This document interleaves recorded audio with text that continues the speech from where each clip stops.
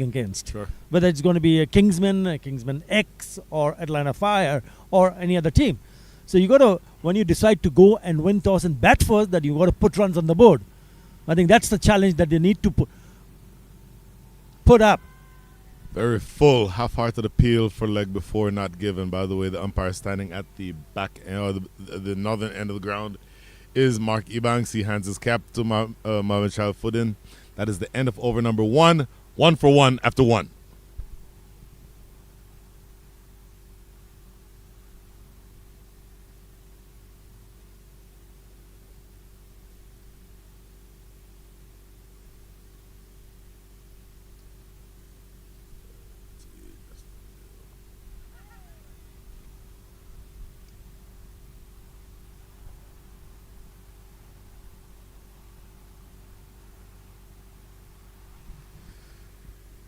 So 1 for 1 is your score after 1. Mr. Arthur Ali Khan, you were a top order batter when you played. I say were, you still play. You're not necessarily at the test level anymore, but you still do a thing with the bat in your hand. You lose quick wickets as a batting side, or a wicket in the first over. You're at the non-strikers end. What is your thought? How are you planning on approaching the rest of the innings? Yeah, you dig yourself in. Make sure that you protect one end. Mm-hmm. Justin Dill is the man with ball in hand.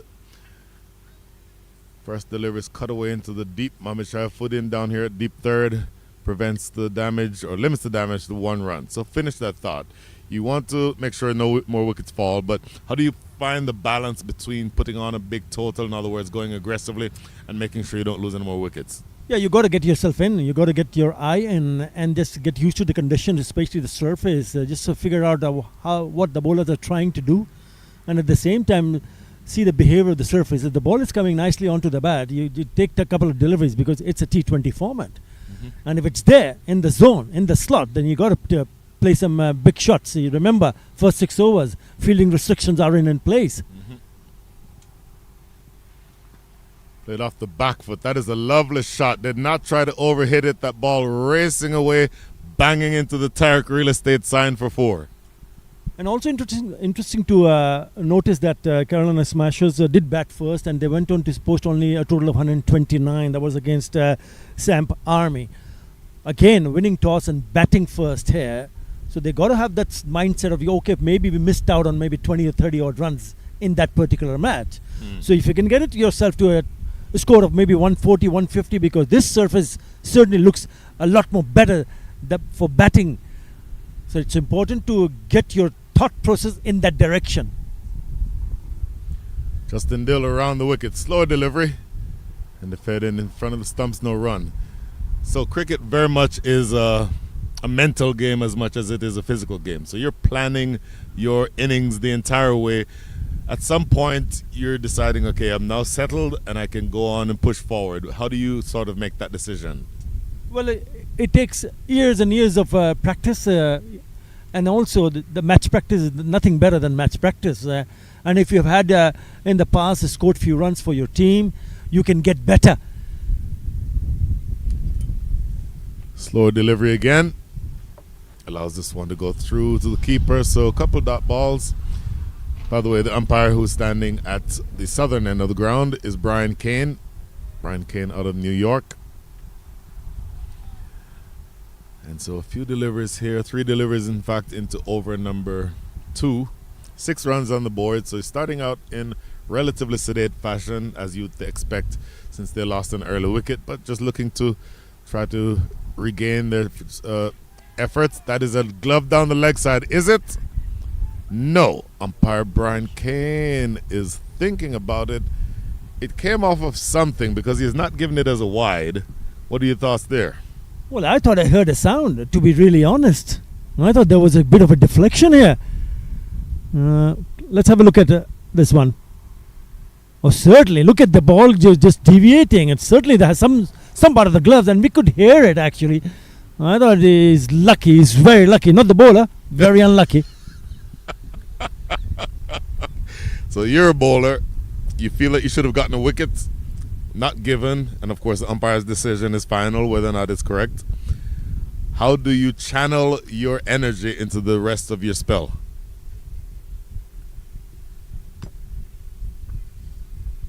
Keep doing the right things. Things can go in your favor, things can go against your favor. End of the over. 6 for 1.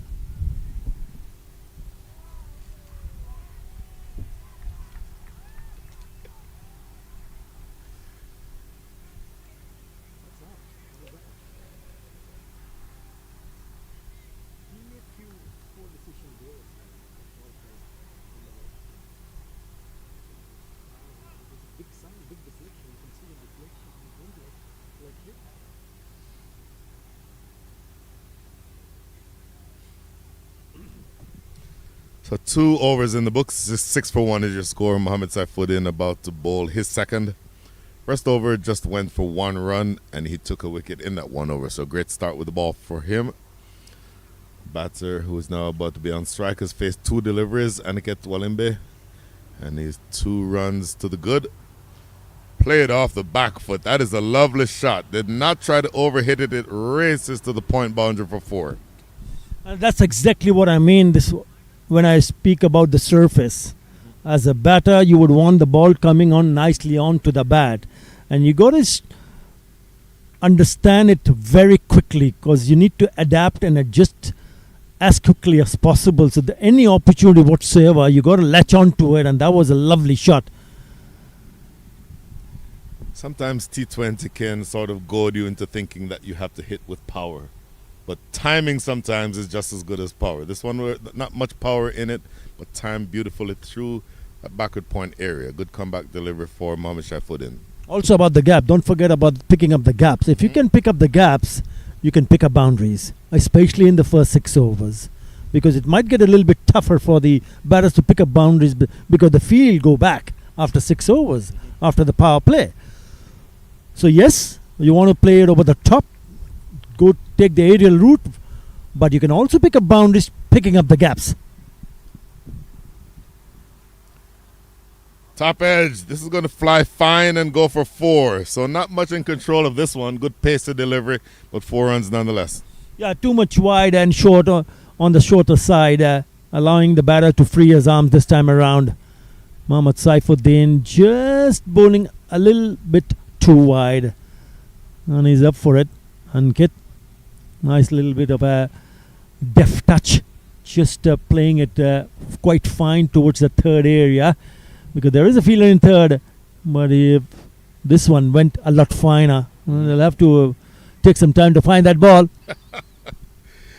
So you not only played for Bangladesh, but for a while you were one of the Bangladesh selectors.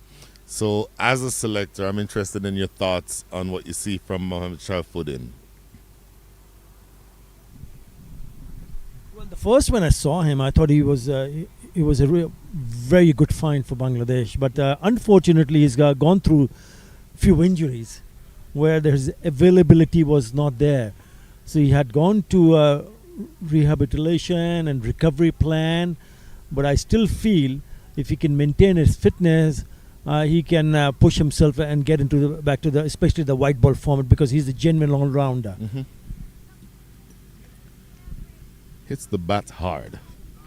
Good pace of delivery. Also, it speaks to the pace in the pitch. You talked about how slow and low this other pitch was on field number 1. This pitch so far looks like its ball is coming onto the bat a lot easier. Especially the day game, because when you come to the ground, it's got a lot of dew. And when there is dew, and if you don't have the covers, then there will be dew on the surface itself, which can be a little bit tricky earlier on. And the first 5-6 overs is very crucial. Yorker length, and that's well played actually. Bang on target with that delivery, but he keeps it out. And that's the challenge. Challenge for Kingsman X, the first game that they played at the ground number 1.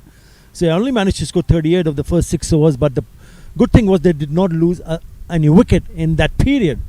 But then they smashed more than 100, because they, in the next 15 overs, last 10 overs, they smashed more than 100 runs. Ended up scoring 193. So that's how you can build up a partnership, and also maintain that momentum that you get into with 2 set batters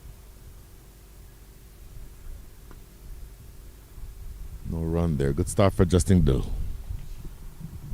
Change of ends, and the plan worked because Steven Taylor just brought him, replacing him from the other end, and he's forced the batter to play a fall shot.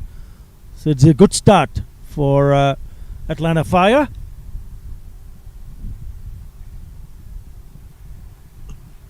Justin Dill, a proper all-rounder, pacer and a middle order batter. Pulled away into the deep. There will be no stopping that one. Lands 5 yards beyond the boundary, and not even Mark Parchment could get to that one. 6 over backward square leg. Yeah, smashing shot. Yeah, on a shorter side, and as I said earlier, this pitch is a little bit better for batting. The batters will enjoy it. It just sits up, and he heaves it away for the maximum. Sails over the head of that fielder. It's a terrific shot. Not the right length from Justin Dill. So Justin Dill bowled 1 over from the south, and I want your thoughts on what might go into the decision to switch ends, particularly as a big fast bowler. That one had pace on it. Good comeback. Yeah, I think because of the wind blowing across the field, maybe the spinner, Steven Taylor, the skipper, thought maybe a better idea to come and replace him. It all depends what the skipper thinks about. I mean, whatever we say, we have our own thoughts and own processes. But if you look at the skipper from different sides, will have different strategies, and they would want to execute their plans accordingly what they have discussed. Another quick delivery. That ball that was hit for 6 was a pace off delivery, and doesn't look like he's going to make that mistake again, because maybe he thought that 𝗂𝗃𝗂𝗃𝗂𝗃 had too much time to play that pull shot. The next 2 after that have been much quicker. I think also on the shorter side. I mean, if you want to try to take the pace of the ball, you got to be still bowl back of the length. Because you got to get the batter on the front foot. Anything on the back foot, you're asking for trouble until it's a quick one and a well-directed short pitch delivery. Sure. So obviously still inside the power play. We have another 8 deliveries left in the power play. 2 balls left in over number 5. Steven Taylor now going to slip. Interesting call because he's played that pull shot twice and missed. So the idea is he's looking to catch the edge late on the shot, seeing if it will carry to slip. Oh, this one is hitting him in the chest, it felt like. He'll go through for a single. Let's see what the umpire signals here. Yep, leg by signal there. So good comeback. The second delivery of this over got hit for 6, but 3 good deliveries after that. Yeah, it's a good one. Back of the length, and it rears up. So he's put in a little bit more effort delivery, the last one from Justin Dill. And so the first ball now to be faced. In fact, this is going to be 𝗂𝗃𝗂𝗃𝗂𝗃 back on strike. Last ball coming up over number 5. This one goes down the leg side, so wide signaled by umpire Mark Ebanks. So on balance, with 1 ball remaining in over number 5, who do you give the advantage to in the power play? I would still say the loss of those 2 wickets in the power play, because they haven't had a rollick in the start here as a batter, because they've only put on 25 in the first 6. So maybe just towards the Atlanta Fire. Cut away into the deep. 1 bounce, 2 bounces down to deep third. And that is the end of over number 5. 26 for 2 is your score.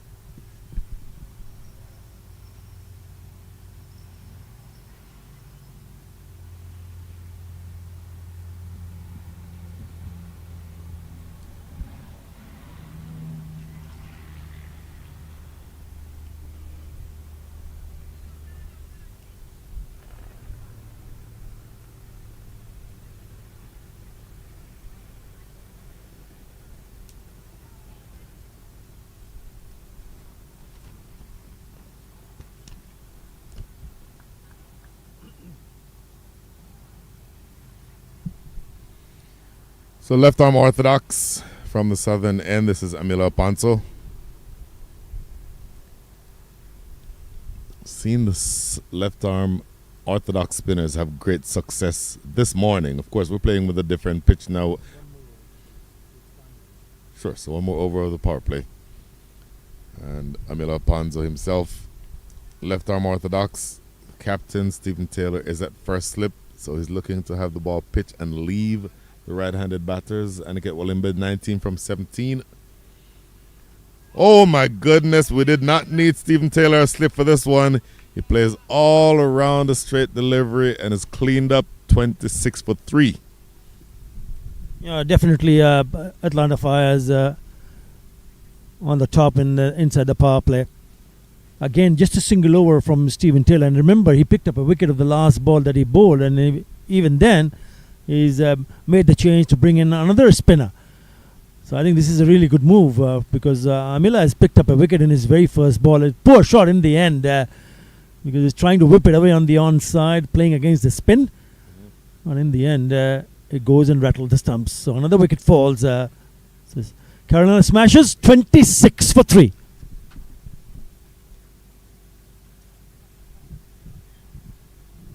My question to you, Mr. Athar Ali Khan. Brand new bowler. Left arm orthodox, so the ball is turning opposite of the way that you've seen it before. Do you immediately try to go across the spin and hit the mid wicket, or do you take a few first and sort of settle things down?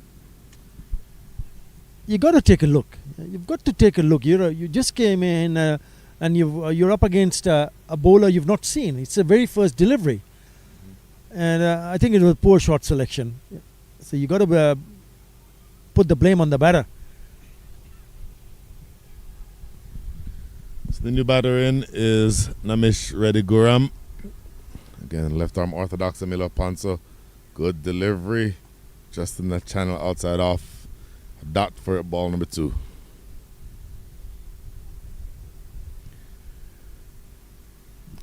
So it might be a little bit tricky to accelerate from here with the loss of the wickets that they've had. The current run rate after that dot ball is 4.73.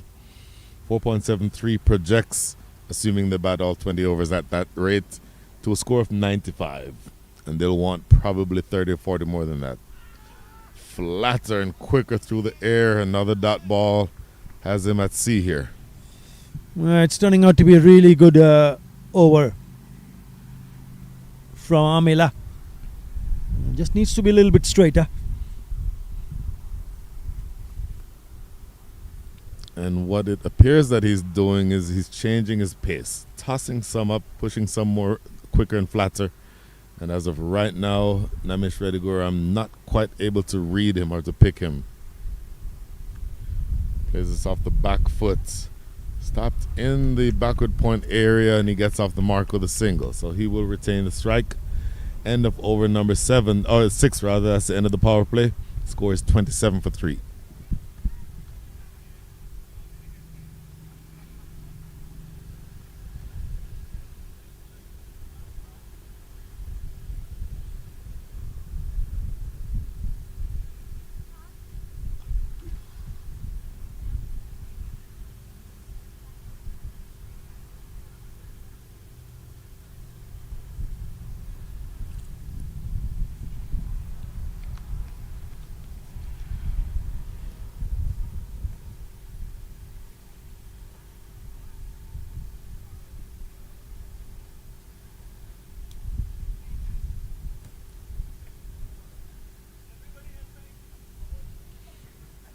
$27 for 3.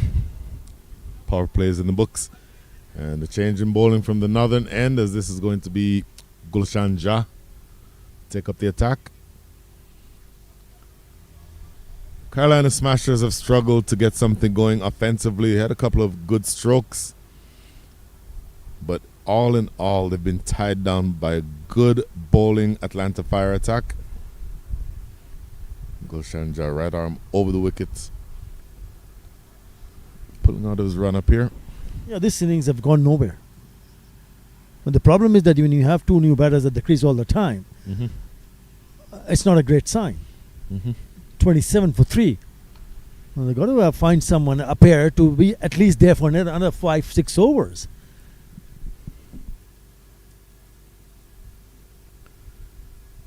Oh, that runs away down the hill. Wait to see if that flicked off of anything on the way through.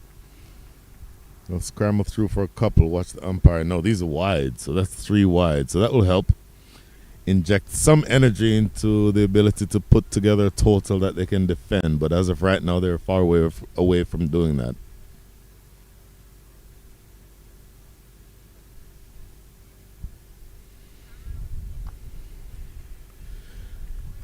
Namesh Rediguram, 1 from 5. Saite just ready. No run scored from the 1 ball that is faced. And yes, we're out of the power play now. So long on drops back on the boundary. Still a relatively aggressive field. This is up the outside edge.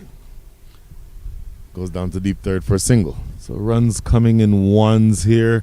𝗿𝗏𝗂𝗃 Khan, is that good enough? You tell me, right? Well, I'm not the one who played international cricket, so. Hang on a second. A single's not going to win you matches. But I think you as a batter, as a pair, you would want to get this partnership going. Sure. So starting with taking singles, fine. But you could also need to find some big shots here. Mm-hmm. No, it becomes difficult to do that. Ooh, shy at the non-striker's end, and they got him. That is a brilliant piece of work. Gulshan Jah, beautiful pickup, fires at the non-striker's end and takes out the stumps. Another wicket is down, 30 for 4. Yeah, I reckon the stumps might be broken there. What a throw from Gulshan Jah off his own bowling. Hey, look, never run there because it was right there in the front, right next to the pitch, to the next pitch. Have a look at this. Pick up. Change of angle, and the non-striker. Look at that. Broke it in half. What a throw. Incredible piece of fielding. They're all over the place. The smashers are getting smashed there. 30 for 4. Well, when they chose to name themselves the Smashers, I don't think they meant that their own stumps were going to get smashed. Literally. Oh, my goodness. 30 for 4 with 2 deliveries into over number 7. Boy. So you make the decision to go for a quick single. I get wanting to go for a quick single, but if the ball is only 10 yards away from the bowler and he's going that way anyway in his follow-through, the odds are against you getting back to the other end. Essentially, you're hoping that he misses the stumps on the throw. I mean, if you look at the dismissal, it was the striker's call. I mean, it's not the non-striker who wanted to get the single and go on the striker's end. Mm-hmm. So maybe he thought maybe the ball would have just gone a little bit far from the bowler. Mm-hmm. Was not the case, but you got to give credit to the bowler, Gulshan Jah, to be able to get close to the ball and pick up, because he was steering towards the striker's end, but all of a sudden he could gather that the non-striker was struggling, but what a great piece of throw. Bang on target. It was curtains for the one who was trying to steal a single. Oh my goodness. So the new batter is Bhavya Mehta.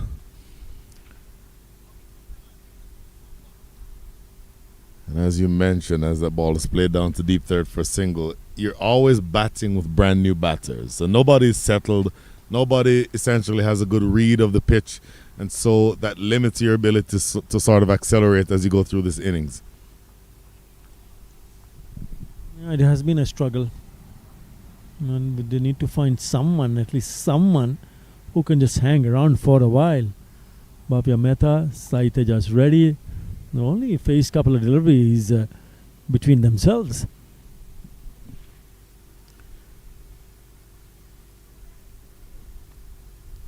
Played into the offside. And I have to say it again. The pitch feels to me like it's allowing the ball to come onto the bat. So is it just the difference in sort of talent between the two teams why they're having so much trouble getting away? You can't blame the pitch, can you? Don't think so. I think the pitch is playing pretty good. But it's a few poor decisions on the field has made them not just lost 1 or 2, but they've lost now 4 wickets for 32.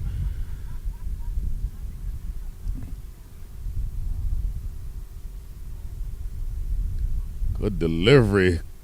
Comes off the inside edge, it looks like, and runs down to deep fine leg for a single. It just looked to be very late on that defensive poke.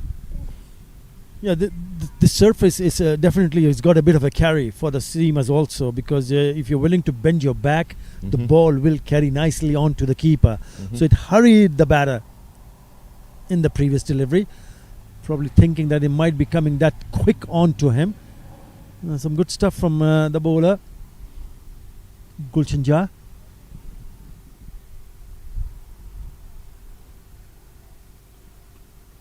Right into the leg side. Should just be a single.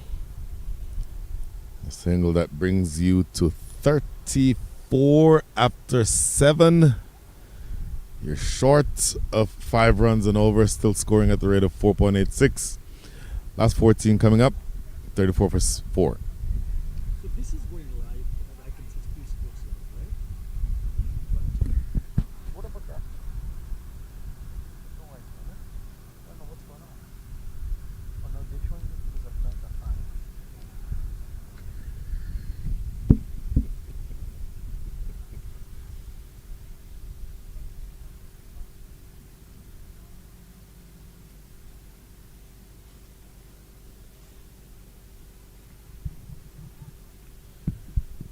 Continuing with the left arm orthodox, 𝗲𝗏𝗂𝗃𝗀𝗃 from the southern end of the ground. 1 over so far.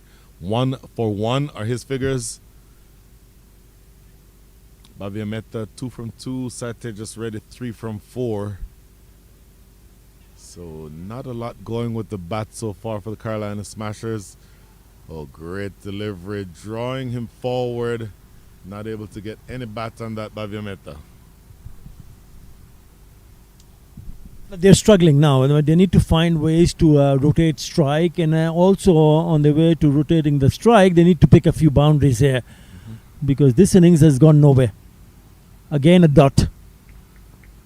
Now, I'm not taking any credit away from the bowlers, but I think they've done a wonderful job. But the approach from the batters had not been great so far. A couple of dots here for 𝗲𝗏𝗂𝗃𝗃. Oh!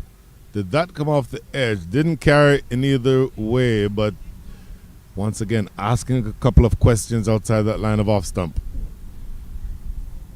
Well, he's certainly getting the ball to grip and turn.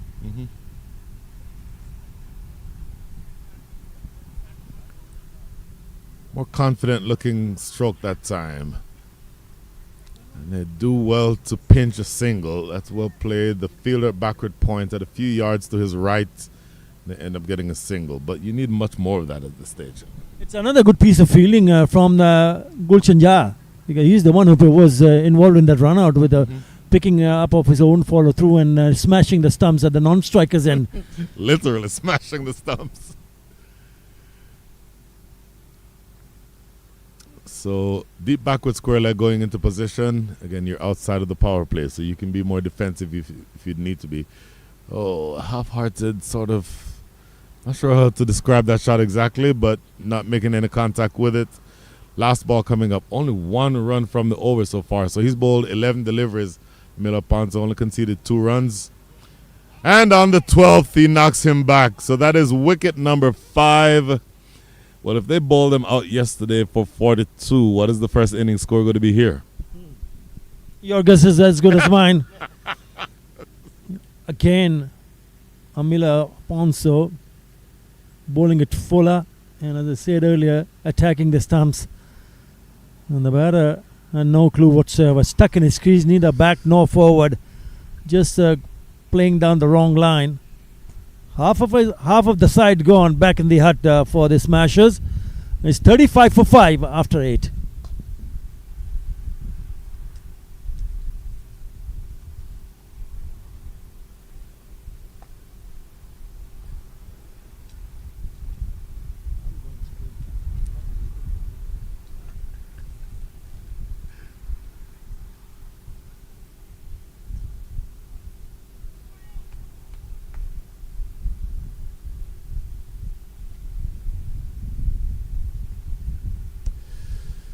Well, there is your Manhattan.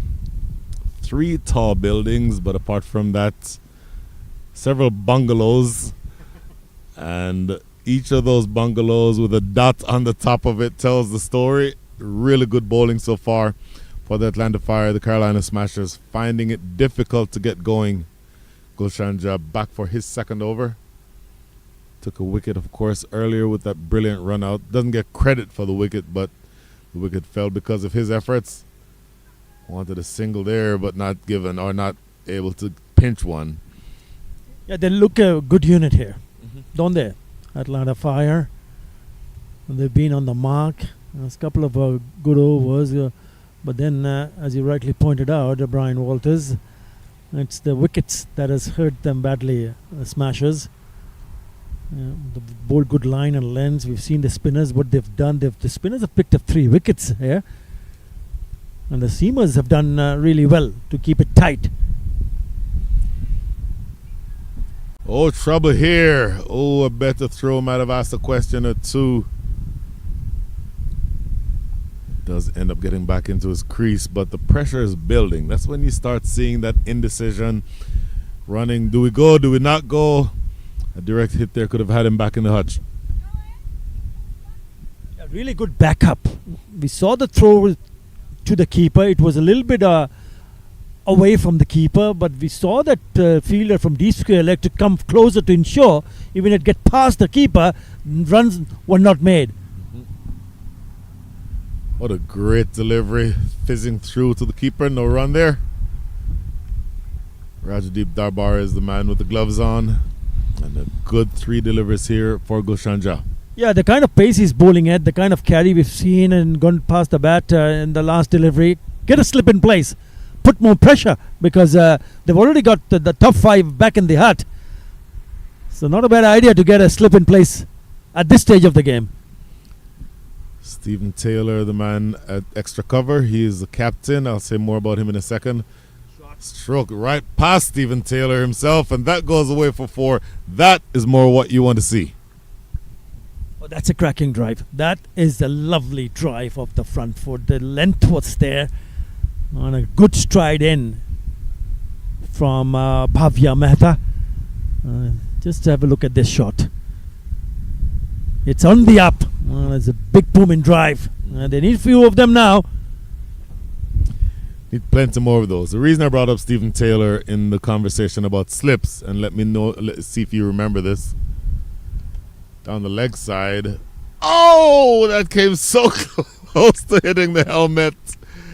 Of course, if that had hit the helmet, it would have been 5 penalty runs. Thankfully for the Fire, it did not happen, but it is down the leg side, so it's a wide. In the World Cup, US against Pakistan in Dallas, Stephen Taylor took a blinder of a catch at slip. Do you remember that? He is one of the better slip fielders that you'll find anywhere. I would not be surprised if he were to listen to you and put himself back at slip. Back on the right line here. Dot ball. Yeah, the reason for me to see whether as a skipper you would want to see someone in the slip squad and whether he wants himself to be there or someone else. There is a gully in place in the catching position. What I reckon, with the kind of pace he's bowling now, Gulshan Jah, and the kind of carry that he's getting off the surface, it's not a bad idea to get an extra fielder in the slip squad. Last ball of over number 9. And they still cannot get anything off of him. 5 runs come from the over, one of which was a wide. End of 9, 40 for 5.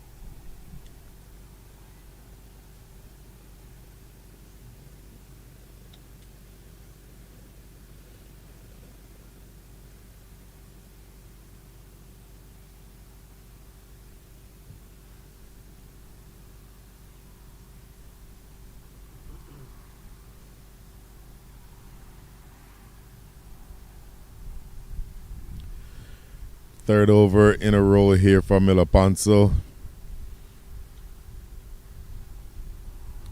Coming to you from field number 2 of the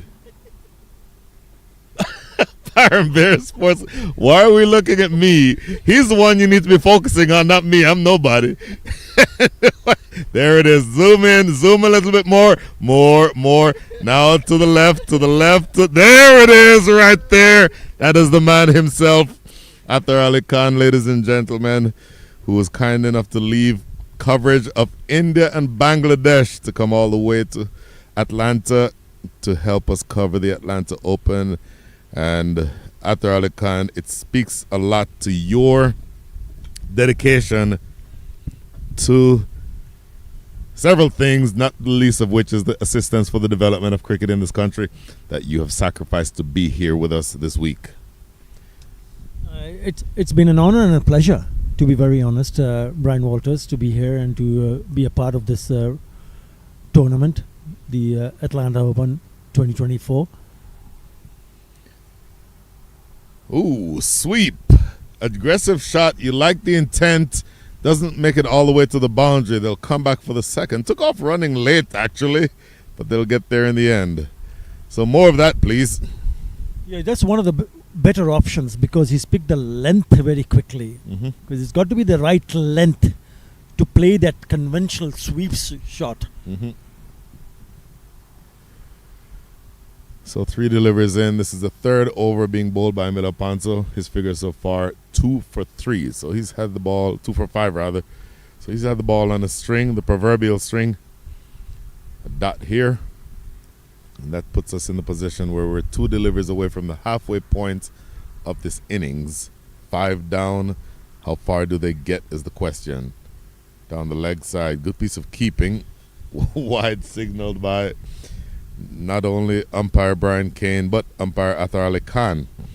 So 3 deliveries make that, 3 deliveries remaining here in over number 10. In the air, and it's going to be 2 square for the fielder behind or in front of square, and it goes away for 4. Now, I like the way his approach is, Bhavya Mehta. Mehta, beg your pardon. He has played the sweep shot, and now, again, the good length, he's picked chose the right ball to play and heave it away on the leg side and picking up the gap, 1 bounce to the fence. It's a really good shot there from Mehta. That he needs to get going. So far what we've seen from the batters, from smashers, he looks a little bit better than the others. So 48 runs on the board. Last ball coming here in over number 10. And teasing him with that length and that line. He chooses to play defensively. That is the end of over number 10. 𝗿𝗺𝗃𝗂𝗃, a pleasure, sir. Pleasure was all mine, sir.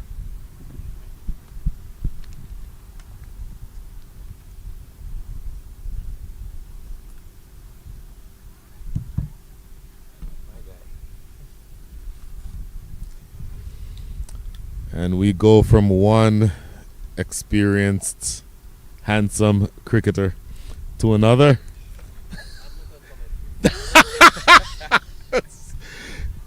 Keshav Bahadur Singh, good afternoon. Welcome back to field number 2 for the second half of this innings.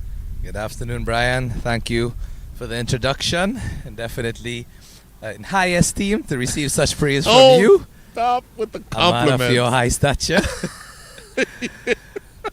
And looking forward to this game. 48 for 5 after 10.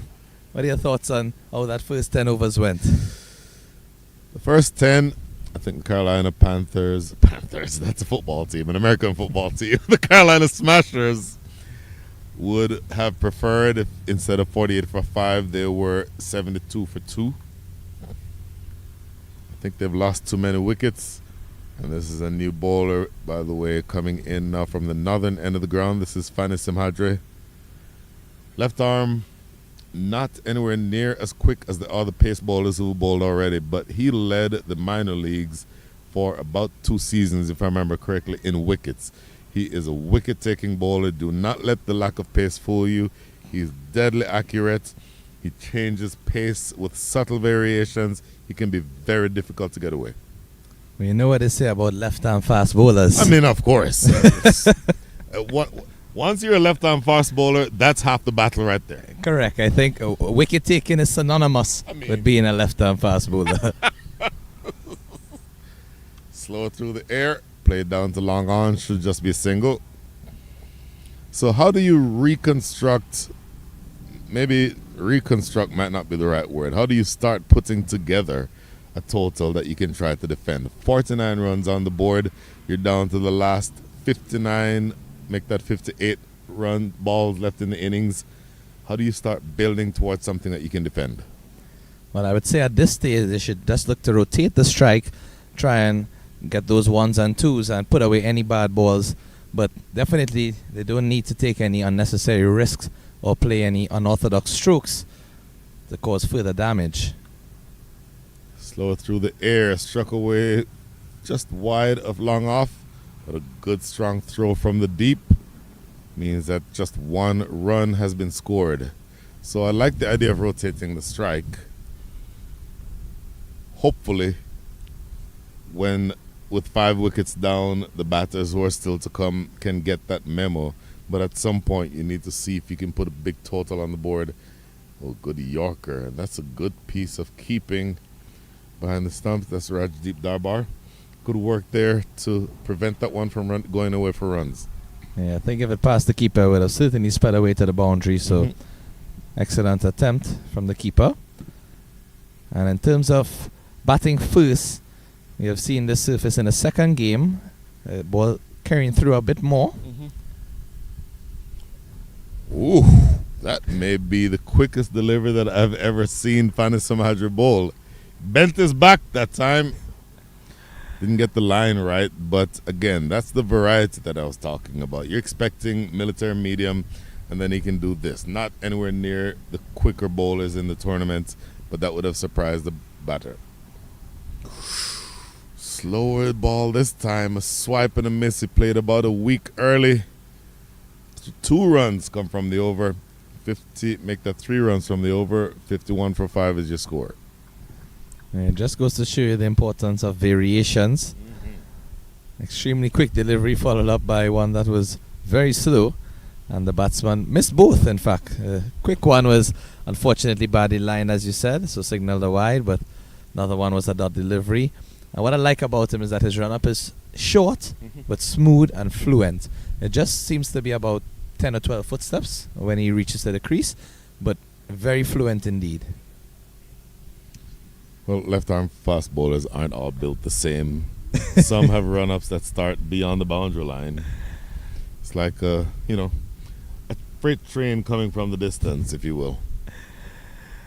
And then others take 10 steps. I wonder which one of those bowlers, which one of those categories did you fall in? Interestingly, both. Started out from down here, and by the time it ended up, literally, sometimes they'd say, the umpire would say, are you bowling spin or pace? I'm like, pace, but from 3 steps. It's 𝗂𝗪𝗄 Patel into the attack. Left arm wrist spinner. Ooh. So, there's not that many left arm bowlers in the first place. There's not that many wrist spinners in the first place. To find a left arm wrist spinner is to find, the needle in the haystack, if you will. Yes. It definitely is a forgotten art. And I can mention a legendary left arm wrist spinner from my home country, Trinidad and Tobago, Dave Mohammed, who played for the West Indies. And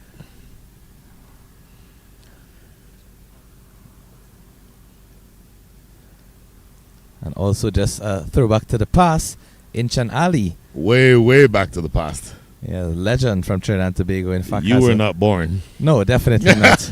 But I do have the privilege of playing in the park where he was named after.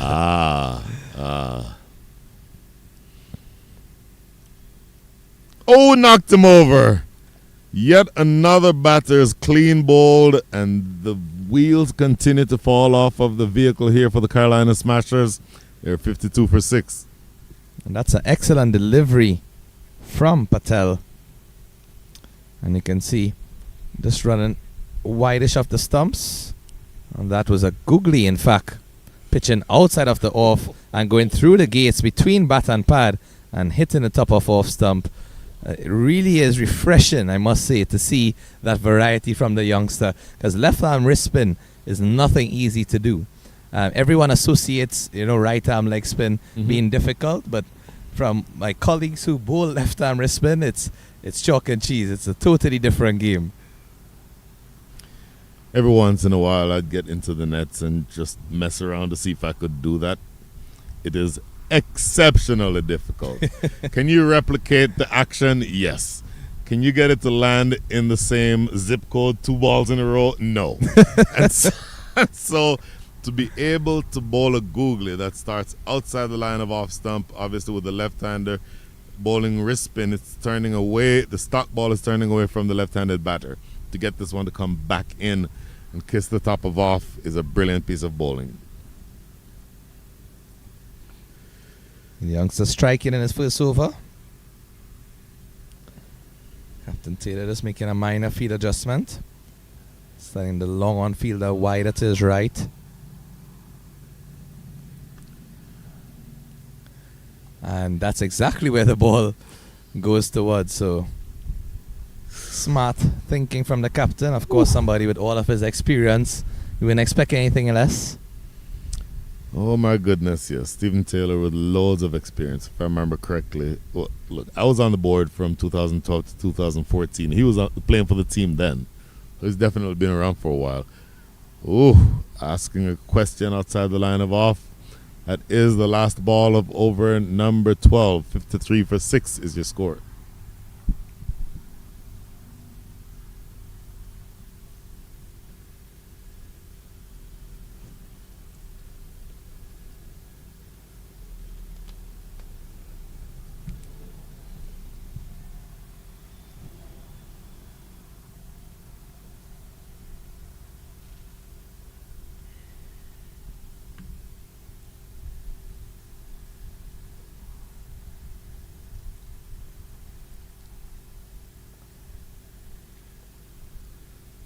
Thus far for the Atlanta Fire, Aponzo picking up a couple wickets. Udon with 1 and Patel with 1, as well as Stephen Taylor himself sharing up those 6. Stephen Taylor brought himself on in the power play. By the way, you'll note if you add up those wickets, you'll get 1 less than 6. Correct, and the run out. Wrapping him on the pad and dead in front. And so that is wicket number 7. 𝗂𝗪𝗻 𝗏𝗃 gets into the act. First ball of over number 2 for him. Traps John Vijay dead in front. That is wicket number 7. This one pitching in line of the leg stump and striking him on the pads. And you can even see from the replay that the umpire was looking keenly at where the ball pitched to ensure that it was in line, and raising his finger to send the batsman back inside. So for those who are not familiar with LBW rules, and that would include probably 75% of people who know cricket, LBW is both the simplest rule to understand and the most difficult. The idea is if the ball is hitting you on the pad when in the umpire's judgment it would have hit the stumps had your pad not stopped it, you're out LBW. But there are several different conditions that need to be satisfied. One of the main ones here that umpire Mark Ebanks was thinking about was this pitching outside the line of off stump. That's always something to consider if you have a right-handed batter and a left-handed bowler bowling over the wickets. But 𝗂𝗪𝗻 𝗏𝗃 gets relatively close to the stumps when he bowls, and he's a little bit round arm. He's not coming from right over the top, so it's easier for him to get the ball to pitch on because he's bowling round arm. And for me, that, as you mentioned, I think that's pitching on leg stump and going on to smash into middle and leg. Striking with a wicket off his first delivery in this over. Let's see if he can pick up any more and continue with this tight bowling. Very good line and length. Talked about the run out. Did you see the run out?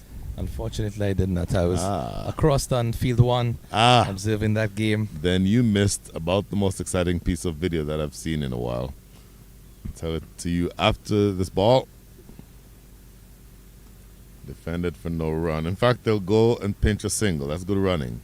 So, the bowler, Gulshan bowls a delivery, defended into short mid-wicket. They take off for a single, right where that artificial pitch is. One action, picks, throws, hits the leg stump at the non-striker's end, breaks it in half. the stump literally broke in half. So find that video before we're done here, because it is a brilliant piece of video, if nothing else. Number one, it speaks to great accuracy and a good athleticism by the bowler himself. But being able to break the stumps in half, that was actually a nice little bonus. And that sounds like a must-watch. Sure, it'll be in the highlights reel. And is it that he threw the ball so hard, or is it that the stump itself might have been a bit fragile? Well, I will answer that question by saying this, and I'm so upset that it happened in practice and not in a match. I once bowled one of my teammates in practice, middle stump, the stump broke in half. And I'm like, how could that not have been in a game? I would have loved to have seen more than me and a couple of other guys seeing it. So, if you ask me, it was a brand new stump that just came right off of the assembly line. The reality is it was probably, I don't know, dry rotted and easy to break. I think in your case, it was just genuine raw peace that led to the stump being broken. I tried to tell them that. I'm sure. No doubt in my mind. Oh, appeal for leg before. I tell you what, it's a change of pace again. Had him playing a little too early. What do you see there? Well, I think even from the moment he turned around to the umpire, he knew that most likely it was not out, because he sort of held his hands in a praying position, as if to just say, umpire, would you be minded to give me the benefit of the doubt? But, with a nice smile on his face, he just took his hat and finished that over. Another excellent one indeed. 54 for 7. Here's a question for you, Mr. Bahadur Singh. The Atlanta Fire, the match yesterday lasted all of 4 or 5 overs in the field. So far, needless to say, the Carolina Smashers are well and truly on the back foot.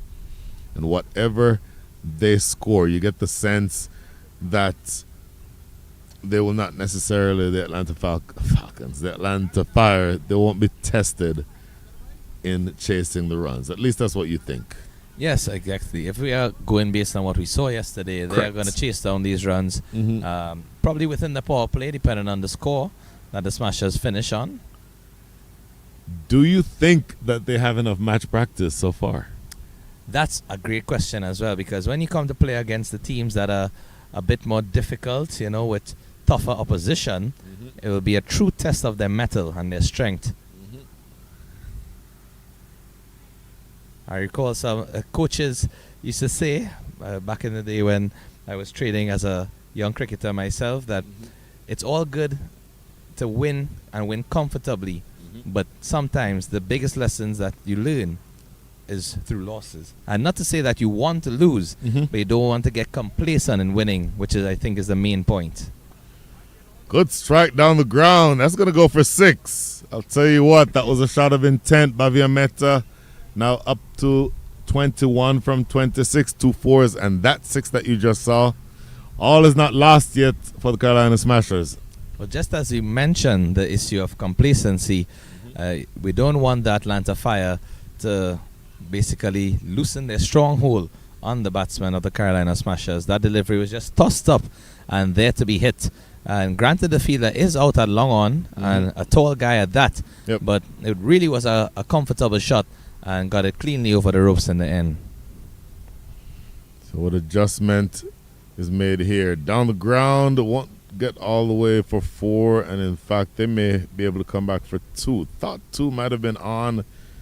In retrospect, probably not a good idea. A good piece of fielding by Mark Parchment.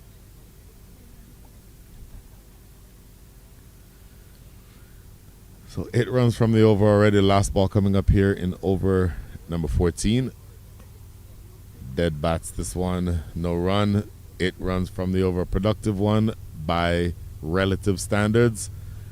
That means that Baviametta 15 from 25. In fact, the scoreboard has not yet updated. Make it 22 from 27. Parvin Goyat, who just recently came to the wicket, 2 for 5, 62 for 7 is your score. Yes.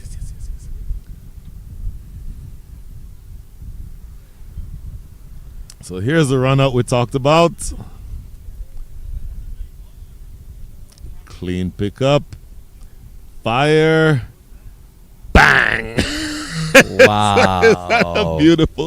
Is that a beautiful shot right there? It really is. Outstanding. Back to live action. Is this a stumping? No, umpire Brian Kane says that back foot was still inside the crease. Looking at that replay, I must say he did throw the ball with quite some force. Yes. And in fact, it hit close to the base of the stump where there might be a bit of tenderness in the stump itself, as the fact that the base remained within the stump hole and the top just completely spiraled. You know, it just goes to show you excellent work, and I'm sure they have a replacement stump in place there. I mean, yes. Always good to have backups, right? Yes. Wrapping him on the pad. Umpire not interested. I'll sneak a leg by here. 𝗵𝗡 𝗪𝗃 with the double teapot, if you will. Or as we say in the Caribbean, arms akimbo.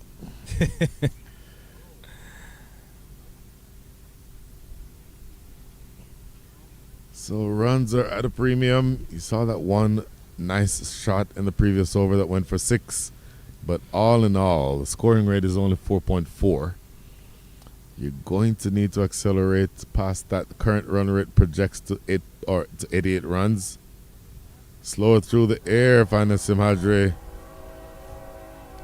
Again, very subtle changes in pace, in length, in line, and that's why he gets a ton of wickets. You can even see that delivery actually got a bit of purchase off of the surface. One of those cutters. Yep. He's rolling his fingers across the seam.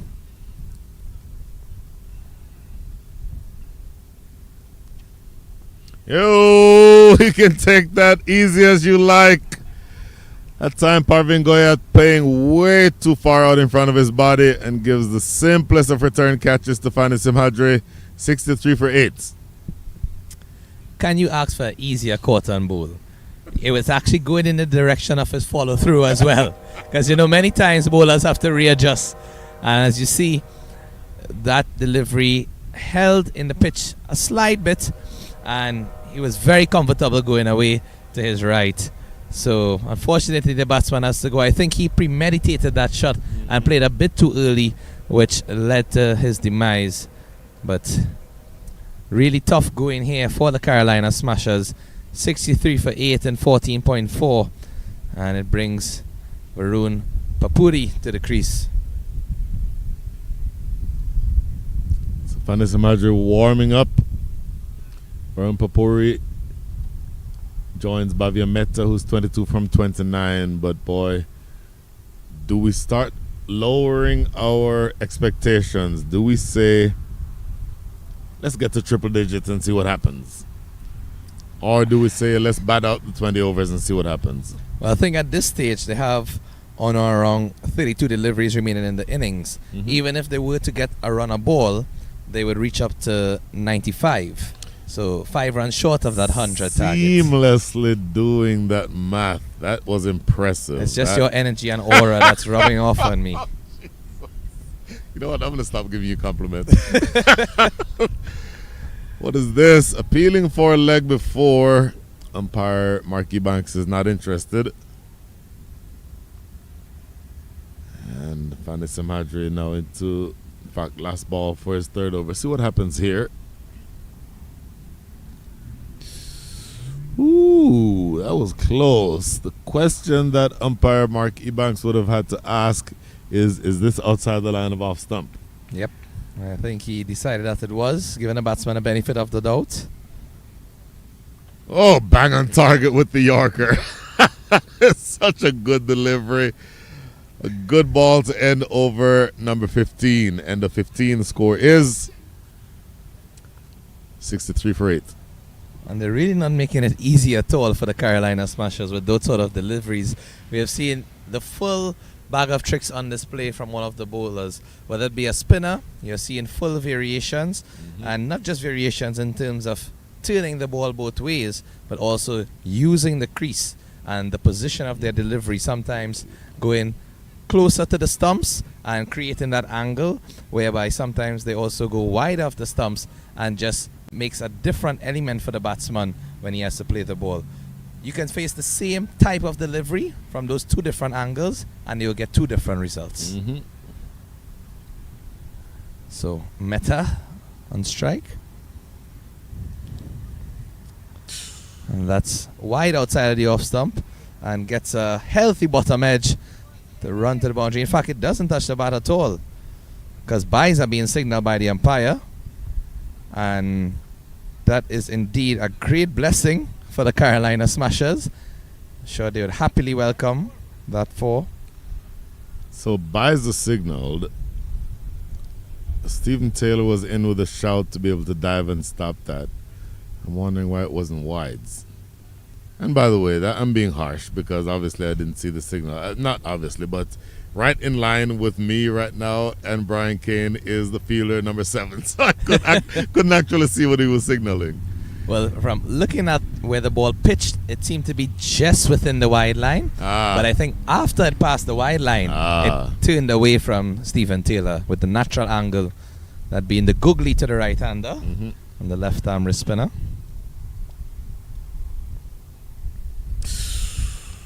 And that is the orthodox left-arm leg spinner. I'm not sure if you have ever heard the term Chinaman used, but just to give you some context, in Trinidad and Tobago, a left-arm leg spinner, that type of delivery is referred to as a Chinaman. Swipe and a miss. I'm very familiar with the term. Used it frequently in the 90s and 2000s, early 2000s. These days, it's highly politically incorrect. Correct. Correct. So we just say left arm unorthodox or left arm wrist spin. Left arm wrist spin for ease of reference. Exactly. It just goes to show you how cricket is ever evolving with the culture of society and taking all of that into its stride. Number one, let me say this. I think it is it's a positive move to modify several of the terms in cricket for that reason. Stealing a single here, whoa, a little bit casual there by Stephen Taylor. They eventually steal what is now being signaled as a bye. For example, third man, in fact, when we are commentating, we're given a list of terms that we need to modify. So no longer third man, either deep third or short third. No longer man of the match, it's player of the match. There is not yet a modification to, for example, some terms, you have to use them. So, for example, and I'm not thinking of the position right now, but some of them you can't help but use the phrase. But if there's any way that it connotes anything other than androgyny, if you will, then the idea is to not make it sound like it's favoring one gender versus the other. Definitely agree. I think a perfect example as well is instead of batsman, we use batter. That's exactly the one I was trying to remember just now. I couldn't think of it. Old age and all. In the air, landing short of Amila Panso, and then they'll steal a single to boot. Oh, this is good stuff. Yeah, we've seen a couple of deliveries just hold up in the pitch, as in the batsmen are playing on the front foot, but the ball is just popping into the air. So I'm sure Sam Hardy would be looking for another wicket. Ask the question. Umpire Brian Kane says yes, 69 for 9. Make that 70 for 9. And I just mentioned that he would be looking for another wicket, and he answers the call. But very, very impressive glove work, yes, must be said, from Darbar. As you can see, the batsman really and truly didn't move that much out of his crease. No. But when he collected the ball, I believe his back foot just slid out. Oh my goodness. And you can see maybe just a matter of an inch, if so much. But the batsman didn't even have time to react. That is such good work. Okay, so going back into the memory banks, and this is probably within the last 2 or 3 years I was playing, And well and truly at this stage, just a medium pacer coming off of 3 steps. Had a really good young keeper in our side, and he kept up to me, which is so irritating. You still see yourself as the big fast bowler coming in from 25 yards away. I would think he'd be at least by the 30-yard circle for a man of your pace. Come on. Not only did he keep up to me, somewhere in one of those old scorebooks somewhere, there's a line that says Patel stumped Rohit, bowled Brian. That makes me look like a spinner, and I just don't like that. Wrapping him on the pads, but outside the line, umpire unfazed. And a bit of an errant throw towards the stump, but good backing up down at the long on region. And again, another welcome run added to the score. Welcome. Leg by is now being signaled by the umpire. So I'm sure at this point they'll take it by any means, whether they are extras, whether they're off the bat or not. Mm-hmm. They need to at least get, if they could get to that 100 mark, it would be so great, but it just seems so difficult at this stage. Boy, this is good work. You mentioned the glove work for Darbar. Really good, quick behind the stumps, and collects it so easily. One motion is collecting and looking to affect the stumping at the same time. Very impressive indeed.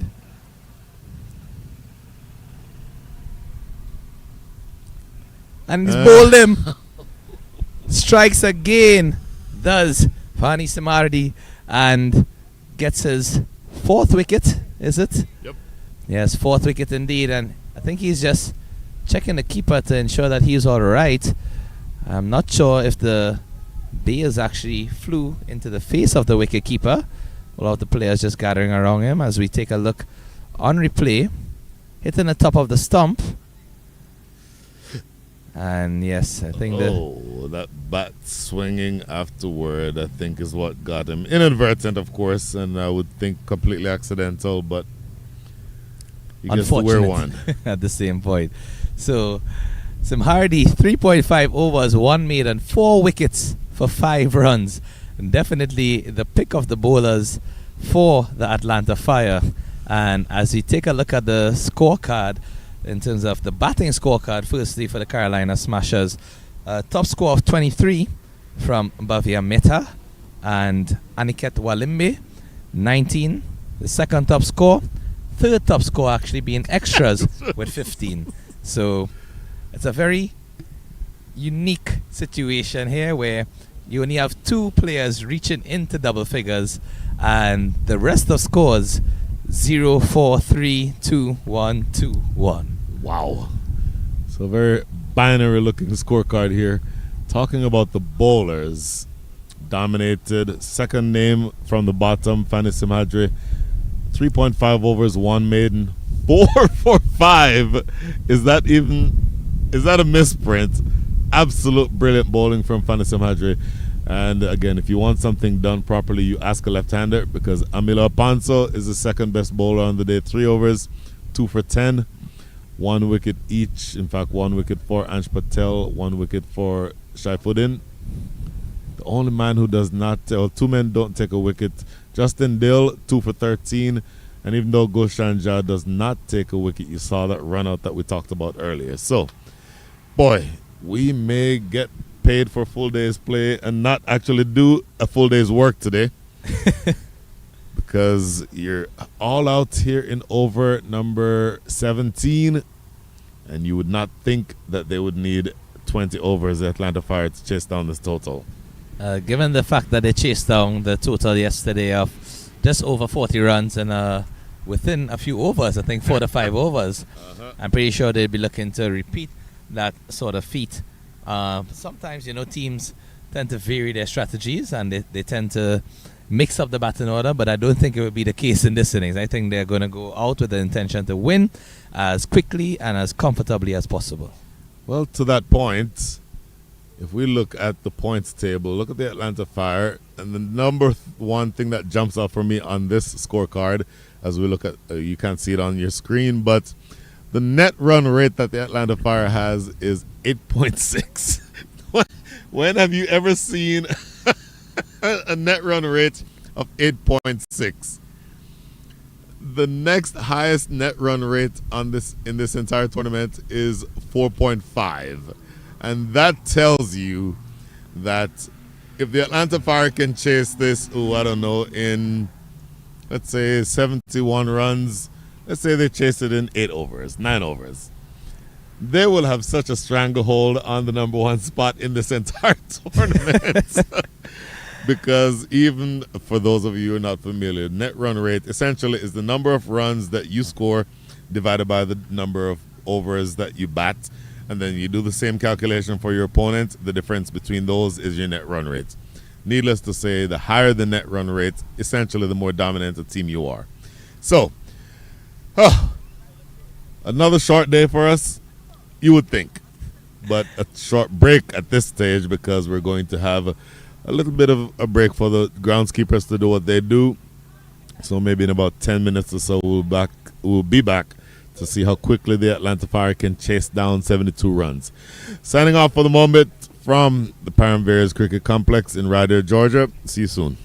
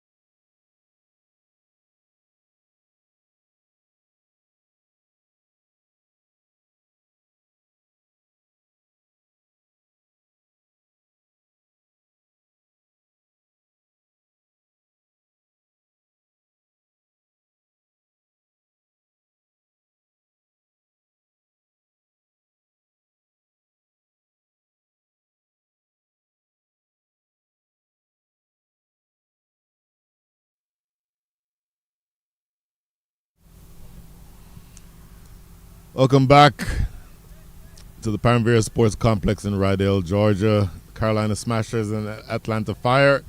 Carolina Smashers only able to put together 71 runs.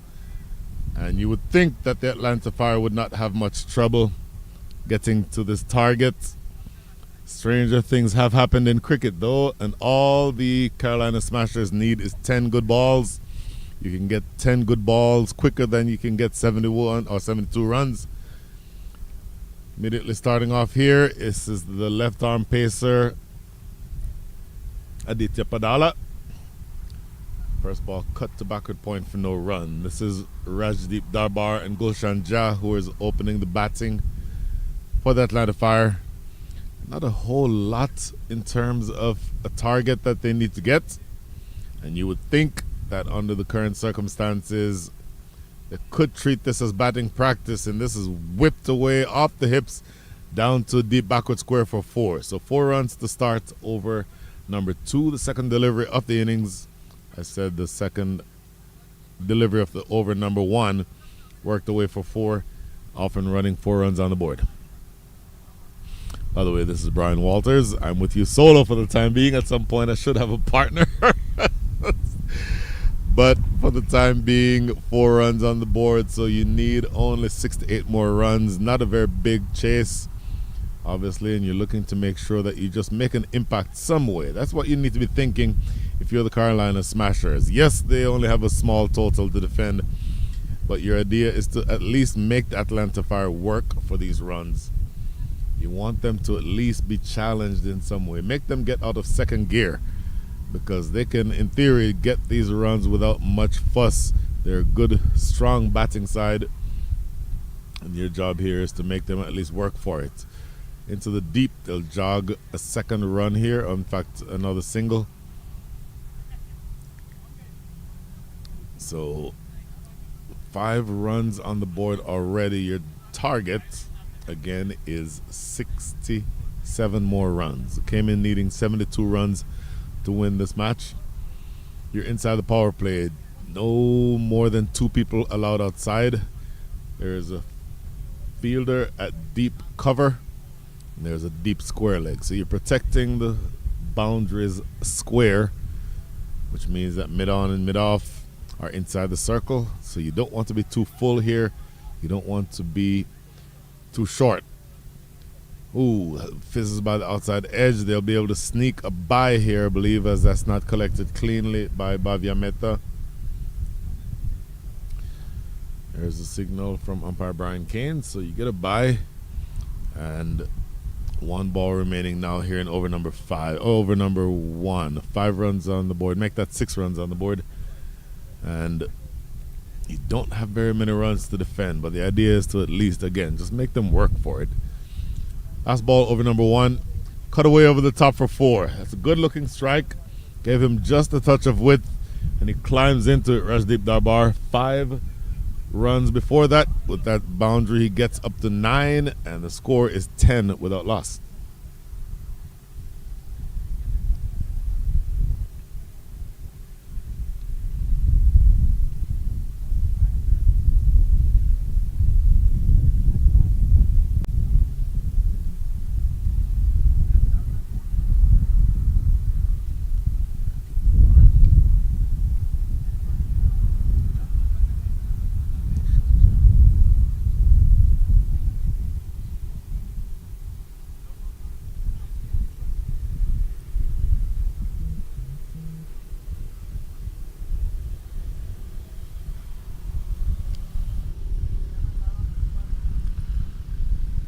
One over is in the books. 10 runs are on the board. Another 62 needed for the Atlanta Fire from the next 114 balls with 10 wickets in hand. So for me, that adds up to a pretty simple conclusion. The Atlanta Fire, it's not a question of if, but a matter of when they'll get past this target. You qualify it by saying that stranger things have happened, and you do want to make sure that you go through the entire effort to drag this game as deep as you can. But if you're a betting person, which I am not, by the way, but if you're a betting person, your bet would be on The Atlanta Fire finishing this sometime before the 10-over break. Down to mid-off. Has a shot at the stumps. Ooh, didn't miss by much, but they steal a single anyway. Bowler, by the way, is 𝗵𝗺𝗀𝗂𝗃 𝗂𝗏. Right arm leg spinner. Tossing that one up. Asking a question or two, but immediately getting a run. So Gulshan now on strike. Faced one ball already. In fact, that was the one ball that you saw him face. 𝗵𝗺𝗀𝗂𝗃 𝗂𝗏 with a man deep at cow corner and a man at long on. So he's expecting the hitters to go on the leg side. And it's coming directly toward me here. Not fielded the ball in a while. Almost had the chance to field one. But it goes away for 4. So, good solid strike off the middle of the bat. Couple of bounces. Told you where the two fielders were in the deep. But that ball bisected that gap pretty expertly. It goes away for 4. So 15 runs on the board, another 57 needed. You would think, given the start that they have, that you're looking to make sure that you at least capitalize on that start. Played off the back foot into the covers, no run. 3 deliveries into over number 2, I'm sorry. 3 balls are left. 15 runs on the board. So your idea now is just to make sure that you bowl some type of delivery that you can sort of try to build some pressure. And it will be hard to build pressure with only 57 runs remaining for victory, but that would be the aim. Skied, nobody out there. It will go all the way. Did it go for 6? Watch umpire Ebanks. Yes, he signals that it goes for 6. And so now you're only 51 runs away. Getting this one just a little too full and a little too wide. And that just affords Rajdeep Darbar the opportunity to open his shoulders up and go big over cover for the first 6 of the innings. So you have all kinds of trouble here. You knew you were going to have trouble defending such a small total, but already they're off to the races in terms of their scoring rate. 12.6 is the current scoring rate. Oh, it's the toe end of the bat and it's taking a short mid-wicket. So he was looking dangerous there, Rajdeep Darbar. But that comes off of the Q end of the bat. Wanting to go in the same direction that he did earlier to the ball that came out here. That previous one came off of the middle of the bat. This is off the Q end. Look at this. He plays that slog sweep. And you might just be able to pick it up here. There, wanting to go big, but essentially it comes off again the Q end. And a pretty simple catch actually taken at mid-wicket. So first wicket is down. I said earlier, you don't get to 10 wickets without first getting to 1. And you can bowl 10 good balls before the opposition can get 71 runs or 72 runs. As of right now, you are 1 wicket to the good. The Atlanta Fire are 21 for 1 with 1 ball remaining here in over number 2.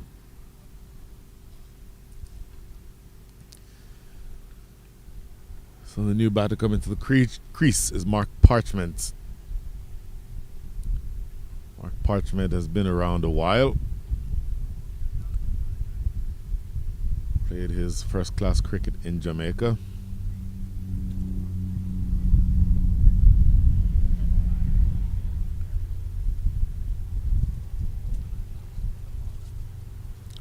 And let's see what you can do here. You want to get through the over without much more fuss. You want to be able to,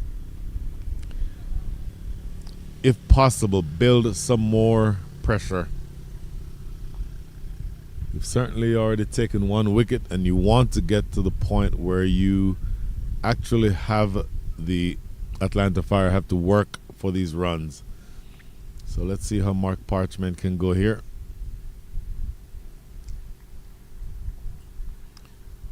Last ball here in over number 2.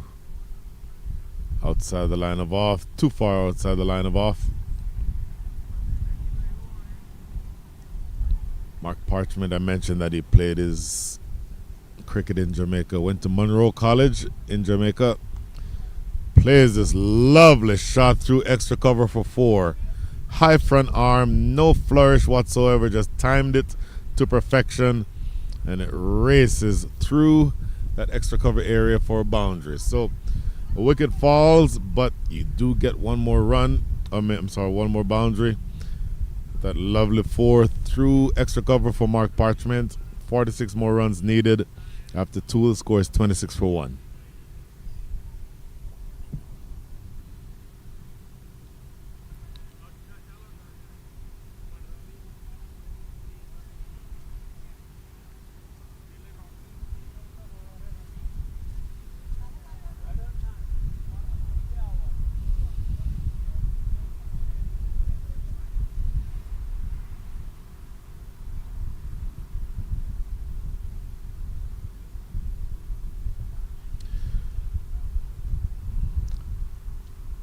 So 2 overs in the books. 𝗿𝗂𝗃𝗂𝗃 to bowl his second over. This is played into the covers, no run. Left arm fast bowler. Seen a lot of left arm bowlers in this match, and really this entire tournament featuring a lot of left armers. So the left arm spin this morning do a lot of damage. As of right now, you're looking to see what you can get done with 𝗿𝗂𝗃𝗂𝗃. Played into the covers. So a couple of dots to start over number 2. Over number 3, my apologies. 𝗿𝗂𝗃𝗂𝗃, 1.2 overs, 9 runs conceded. You saw Parvin Goyat with his first over that went for 16, but he did give up, or he did take a wicket.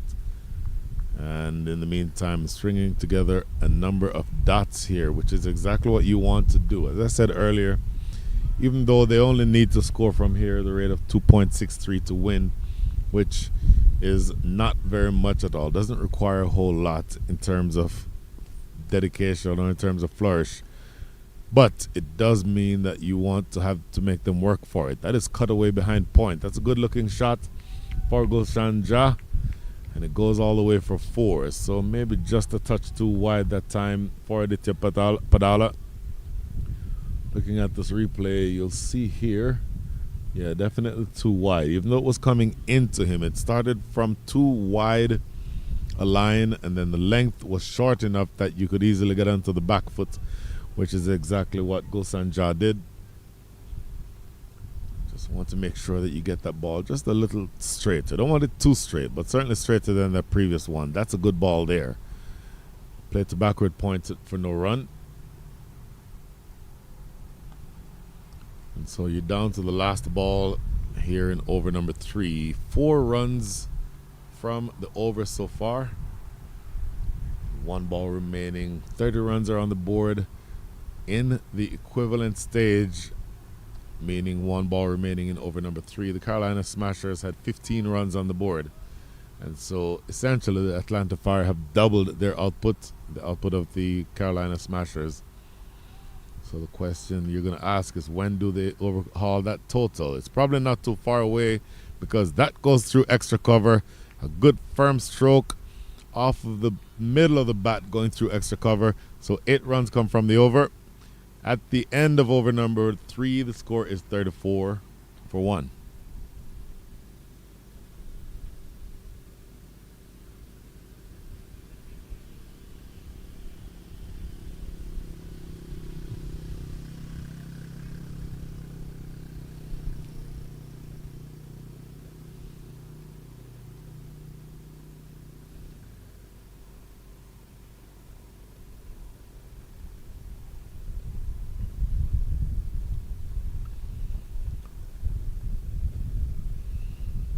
So 3 overs up. Do we bring back Parvin Goyat? No, we don't. We go to a different bowler. This is going to be Nityanandam. You're looking to see how you can prize out another wicket.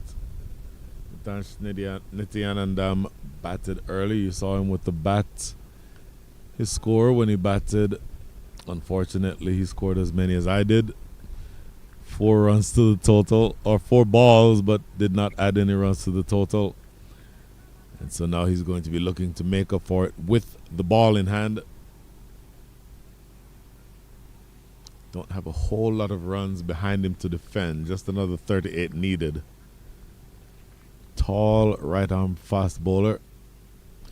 Short played off the back foot by Parchment. It's a good line.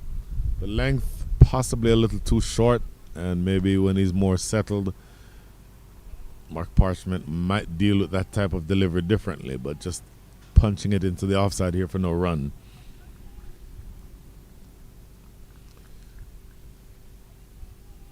At the end of over number 3, as I mentioned, 15 runs on the board for the Carolina Smashers in their innings. Atlanta Fire, as of right now, 34 runs after 3. Hammered away, but there's a man out there in the deep.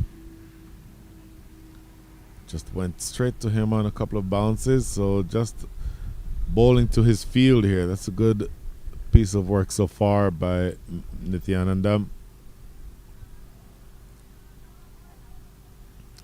So we'll see exactly how you go here, because you're looking to find out whether or not you can again take this game deep. The idea is to make them work for it, and even though the two teams appear to be unmatched or unevenly matched, you still want them to be able to work, as I said earlier, to try to get out of second gear.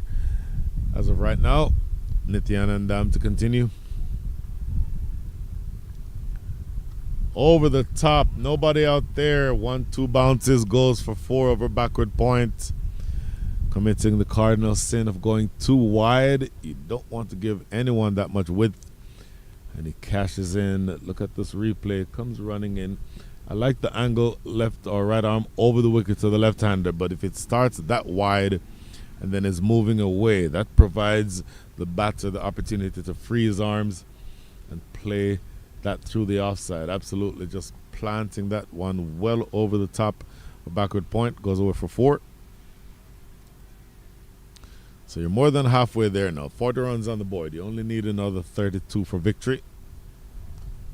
Knocks him over. That's what happens when you bowl straight. I'll tell you what, Goshan Jha was trying to hit that one into field number 1, but late on the shot, and the persistence of Nithyanandam pays off. Maybe the coaches will always tell you try to hit the top of off. I think you'll see on the replay that this is that type of delivery. He's batting on an off stump line, so it's kind of hard to get bowled like that. But look at that delivery, starting outside off and curling back in to hit the top of off stump. That is a brilliant piece of bowling by Mitansh Nithyanandam. So does the work here. Didn't do it with the bat, but does it already here with the ball. Good delivery, and sends back Gulshan Jha 14 from 11 with 3 fours. 2 balls remaining now in over number 4, but 2 wickets are down. So essentially what you're trying to do, as I said earlier, is put yourself as a Carolina Smashers in the position where you're making the Atlanta Fire work, and a couple of wickets that have fallen so far will let the Atlanta Fire know that it will not be smooth sailing the rest of the way. So last ball coming up here in over, make that second to the last ball coming up here in over number 4.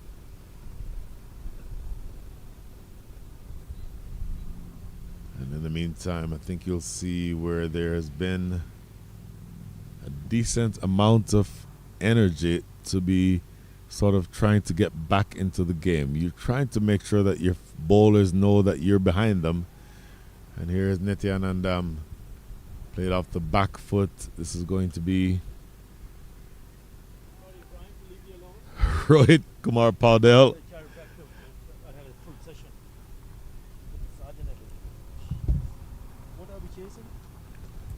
So back here at the Atlanta Open, 40 runs on the board, another 32 needed for victory. And after I bowled a really long opening spell, I am joined by a real professional, Mr. Mr. Athar Ali Khan. Good afternoon, sir. Yeah, good afternoon and apologies. Got stuck with something that I should have taken care of earlier on. Sorry about that. After 40 for 2.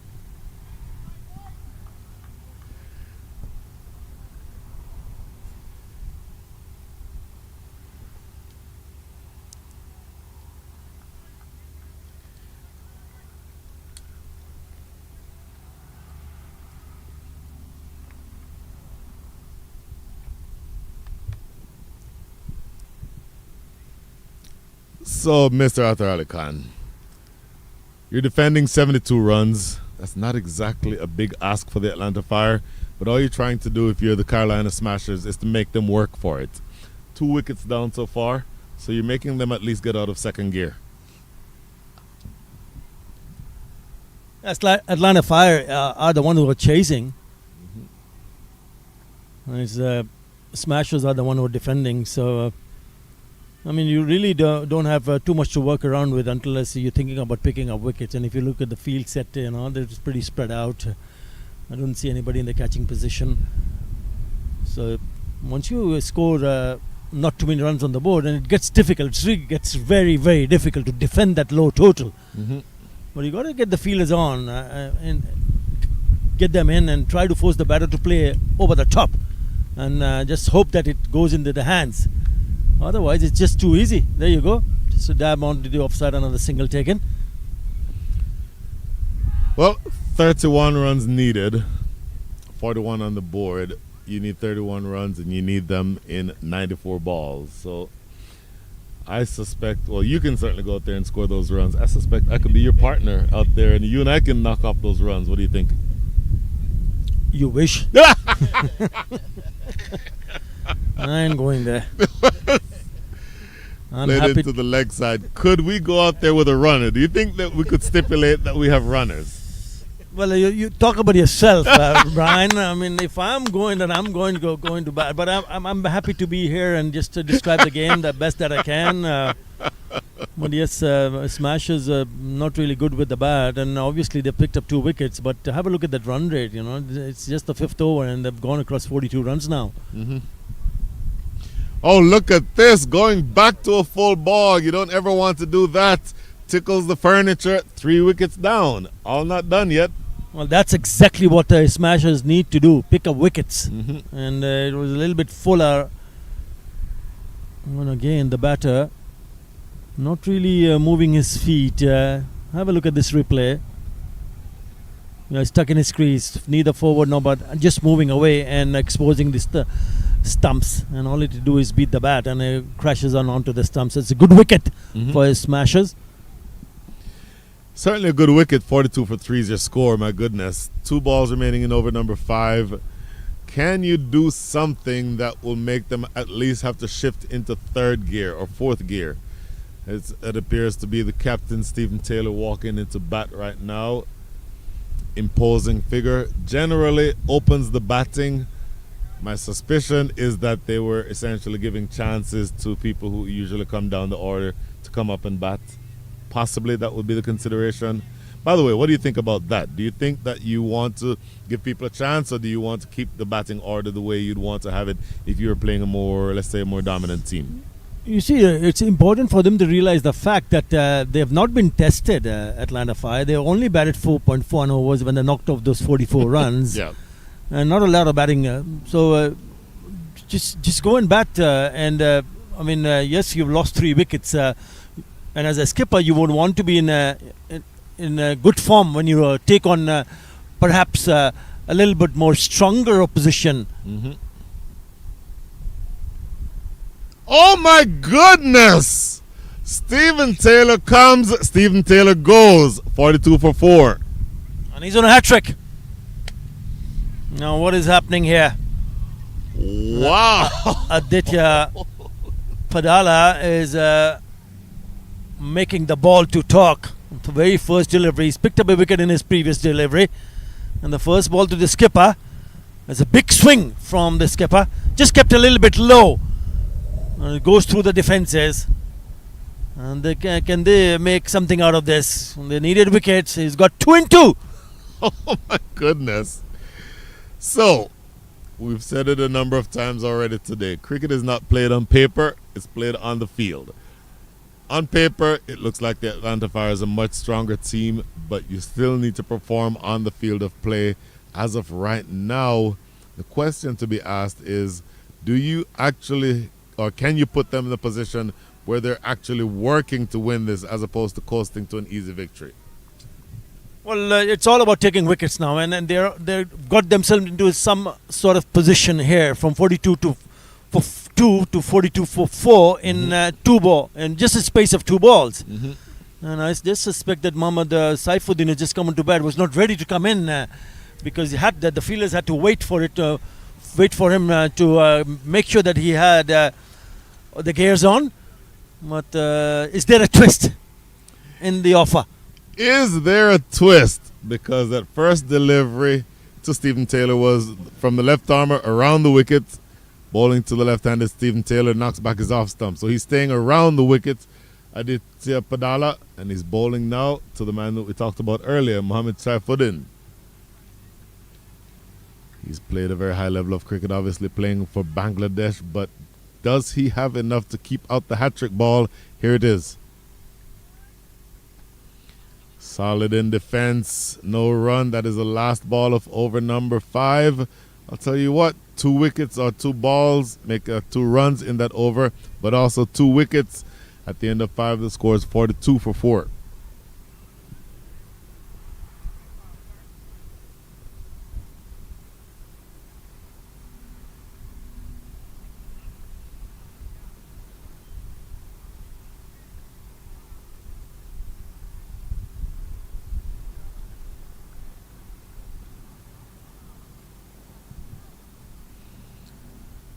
So the last over of the power play is upon us. 5 overs in the books, 42 runs on the board. So they're scoring at the rate of 8.4 and over. The scoring rate really doesn't even matter for either team at this point. The only thing that matters is wickets. And to the extent that you can try to keep taking wickets, I like what you said earlier, Athar Ali Khan. Let's not have a defensive feel. Let's put people in catching positions and see if you can force them to go over the top. And if they go over the top, fine. You only had 72 runs to defend anyway. But with people in catching positions, you certainly can get to the point where you make this a match that they have to work for.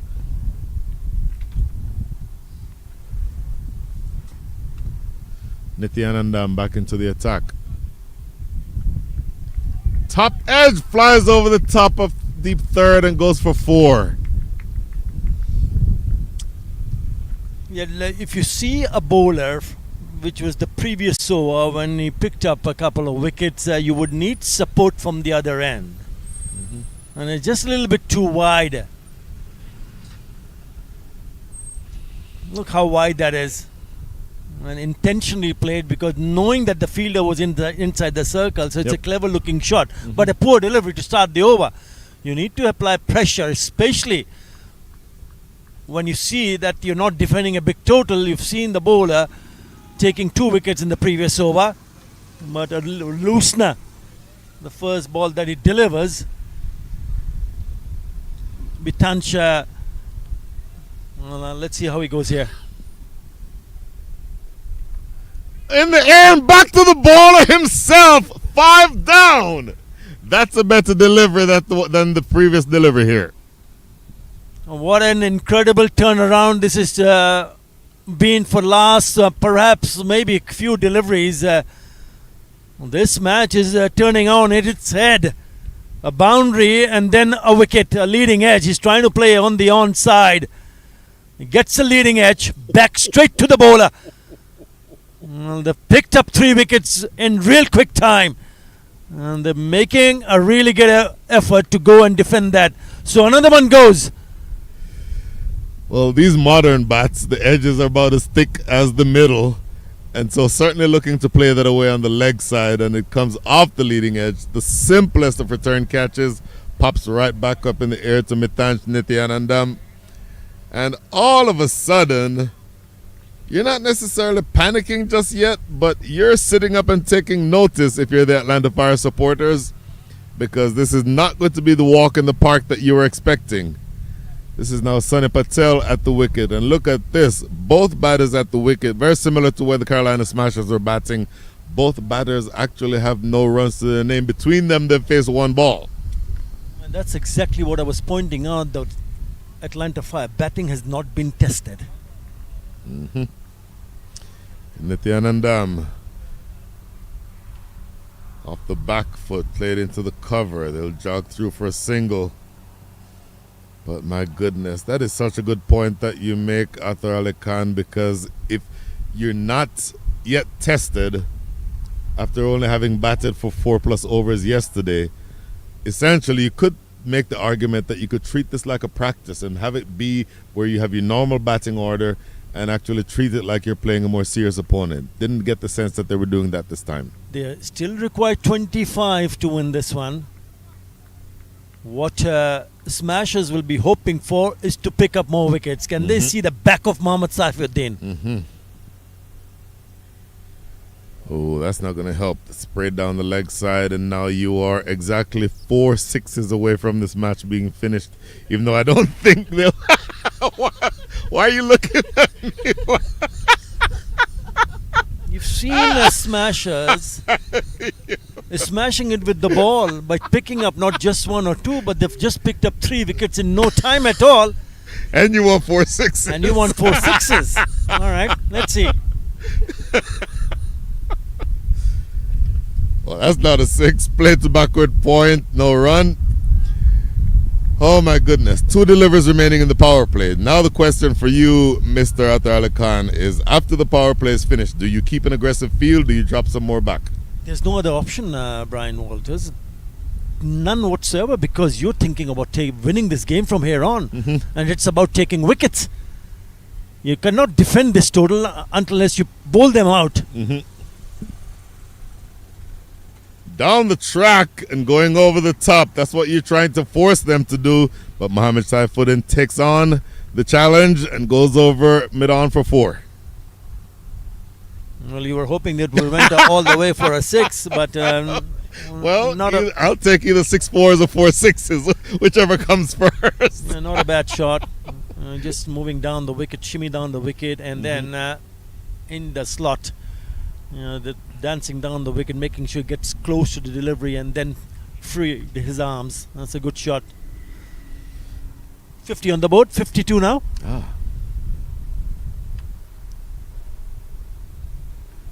Solidly in defense. It's a good over from Nityanandam. 10 runs conceded, but took a wicket. But they need plenty more of that. End of 6. The score is 52 for 5.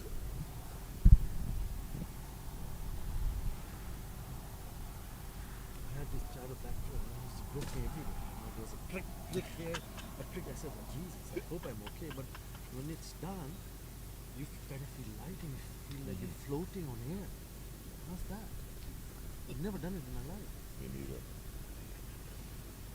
And he's giving me those comes from the back, and it'll stay for 3-4 days. I hope it doesn't stay for more than a week, because my wife's going to say, what?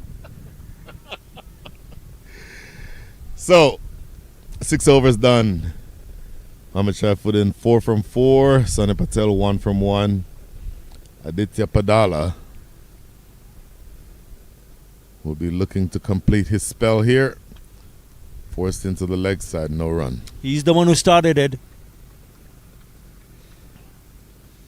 2 for 19. And he needs to look to pick for more here and put a little bit more pressure. Just 20 required for Atlanta Fire. Wrapping him on the pad, umpire Brian Kane says no. So my next question for you, Mr. 𝗿𝗂𝗃𝗂𝗃. The Carolina Smashers are a relatively young side.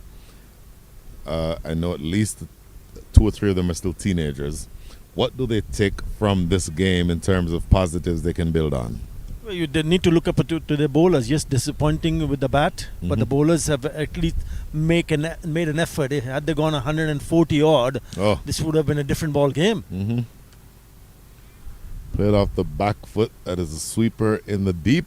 Good work out there by 𝗿𝗏𝗽𝗍.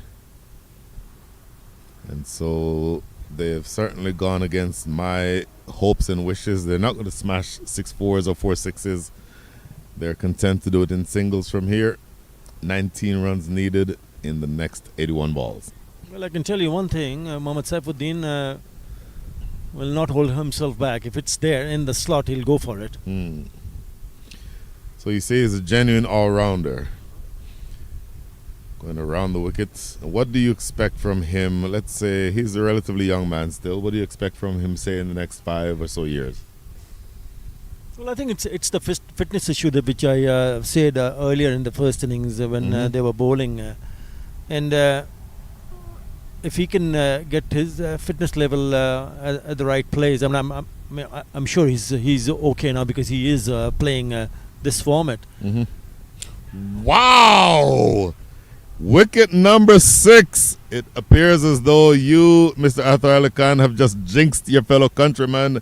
Plays all around a straight ball from around the wicket. 52 for 6, 53 for 6. That has got nothing to do with me. I'll tell you that. I'm not the one with the bat. It's Mohammad Saifuddin. But take nothing away from the bowler. Yes. He's picked up another wicket. That's exactly what Smasher wanted to see. Again, on the stumps, that's a beautiful delivery. Yes, maybe he took his chances. But then again, if you miss it, you're in trouble. This spells a little bit more trouble because now Atlanta Fire in a spot of bother. 53 for 6. Mohammad Saifuddin goes. Justin Dill is the man who is walking to the crease. I would suspect when the big fast bowler walked off the field, he would think that he would not have needed to pad up today. But here he is, 6 down, 19 runs still to get. 1 or 2 more wickets here, and it's game on. Dare we say that? I think it's game on right here, right now. Wow. Because it's 53 for 6. Oh, my goodness. Do they have the batting to score those 19 precious runs? We'll have to wait and see. I think this over is going to be very crucial because he's already picked up a wicket. He has one more delivery to go. Can he pick up another one here? Ooh, bang on target. He'll get a single, but that is a brilliant over and a great spell from Aditya Padala. 4 overs, no maidens, 3 for 21. He did his part. Do the other bowlers have it in them to pull a rabbit out of a hat? End of over number 7, 54 for 6. So you did only 5 overs and you said that I left you alone for a long time. It's only 7 overs. That is a marathon spell, sir. When I was playing and had to bowl 5 overs on the trot, do you know you know how hard it is to take 230 pounds up and down the line like that?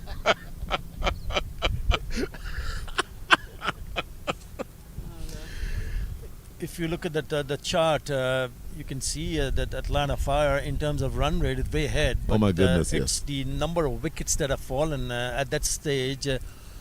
5 for them and also 6 for Atlanta Fire. So just way ahead.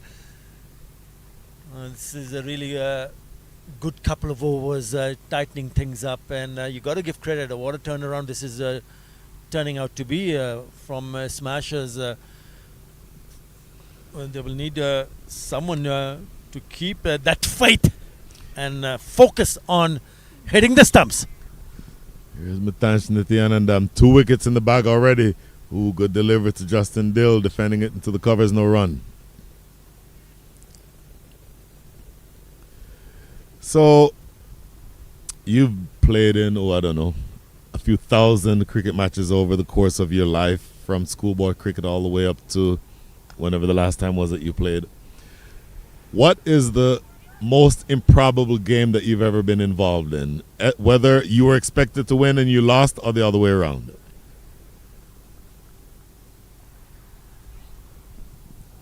I think a couple of games that I was covering as a broadcaster. Okay. I still remember that there are Bangladesh's very first victory against Australia in England. It was simply unbelievable for us to go. That was Cardiff 2005.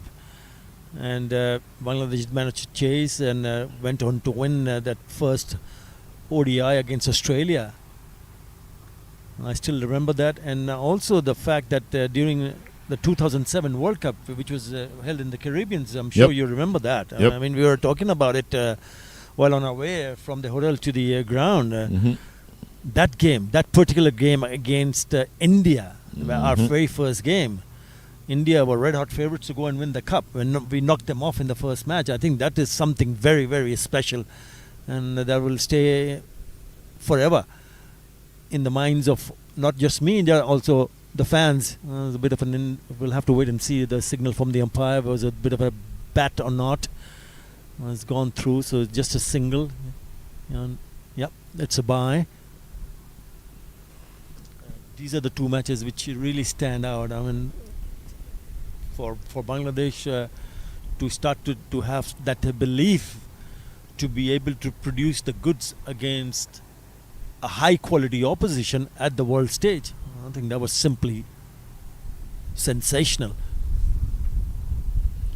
Lovely shot on top of the bounce, plays it late, gets it behind point, and it races away for boundary. So you're now down to the last 12 needed. Good looking shot. My apologies, 13 needed. On top of the bounce that time and just guiding it behind point for 4. Yeah, beautiful shot. Just a touch short. I like the way he got on top of it and played it down the ground. It was not in the air. Beautifully done. From Sunny.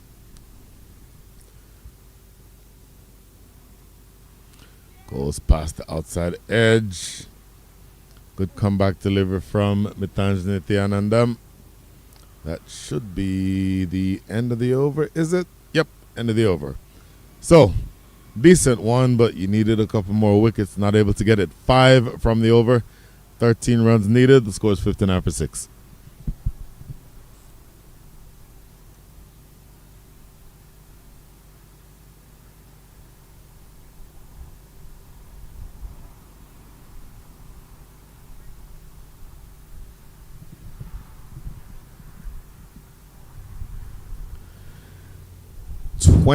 '24 Atlanta Open presented by Tariq Real Estate. We are at ground number 2 at the 𝗵𝗃𝗃 Sports Complex in Ryder, Georgia. Atlanta Fire are in a dogfight. I don't know that they expected to be in one. They've lost 6 wickets going after 72 runs, so that will not make them feel very good. And as we've talked about, Mr. Arthur Ali Khan, that they've gotten to the point where they've not yet gotten a lot of match practice, and this works to their disadvantage. Yeah, the batting. They will be disappointed, and I'm sure the coach will not be happy with the proceedings so far. Yes, not too many runs to score. They have 4 wickets in hand. It's still possible for them to go across and win this game, but it's a funny game, Brian. It's a funny game. Oh, yes. So 𝗿𝗏𝗃𝗏 taking up the attack from the southern end.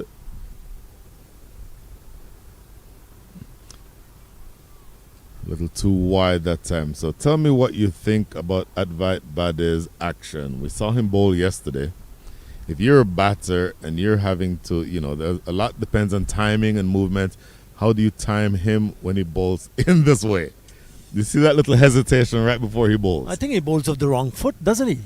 Well, it looks almost appears, and before he starts the run-up, watch the little tap in his left foot. Watch his left foot right there. See that little tap? And then let's play down the ground. A couple of wides to start the over and then a single. Yeah, as a batter, you're not playing the bowler. You're playing the ball that has been bowled to you, no matter who the bowler is. So you stick to basics, look to rotate strike, look for a single, and if it's a bad delivery, you got to put it away, because they know that they're in there. If they lose another wicket or 2, then this match can turn upside down for them. Swept away into the deep, but there's coverage out there. Just a single. Who is the bowler with the most unorthodox action that you've ever faced?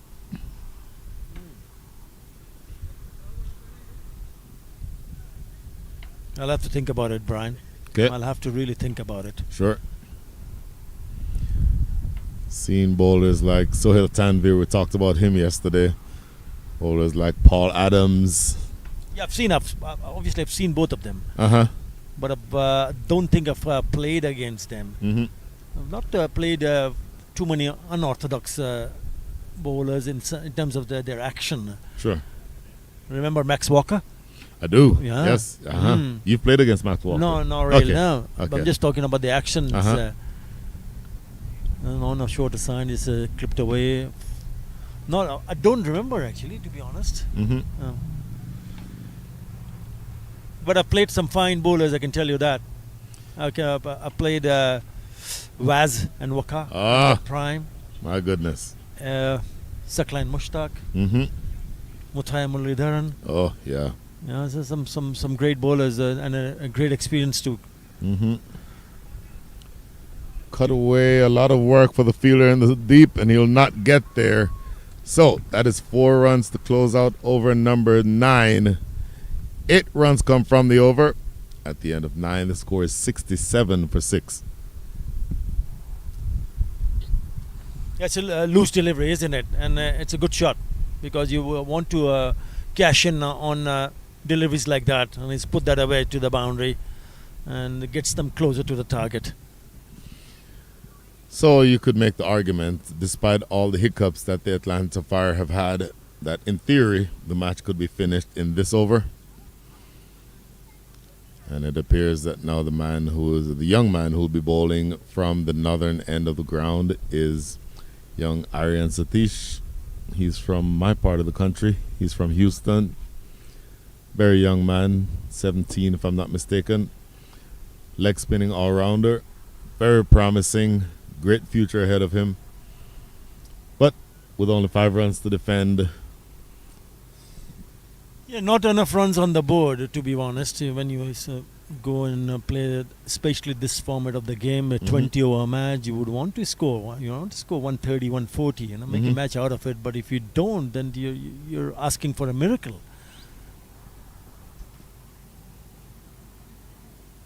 In the air, over the top of that man at extra cover, that goes away for 4. So that will bring the scores level. And a single of any flavor wins this game. He greets him with a fuller delivery and a lovely shot. Yeah. Lovely up and over. Really good shot. In control. Completely. Next delivery. Played back to the bowler himself, no run. Justin Dill, give him credit. He has calmed the waters. When he came in, everything was going haywire, but he's a talented all-rounder and he managed to steady the ship. Now the next single of any kind will win this game. Good 2 deliveries there from Aryan Satish. He grabs his head knowing that one almost knocked through. Yeah, I mean, if you look at the field set, they need just 1 run to win the match, and it's like long off, long on. They're still spread out. I mean, I don't know what they're thinking.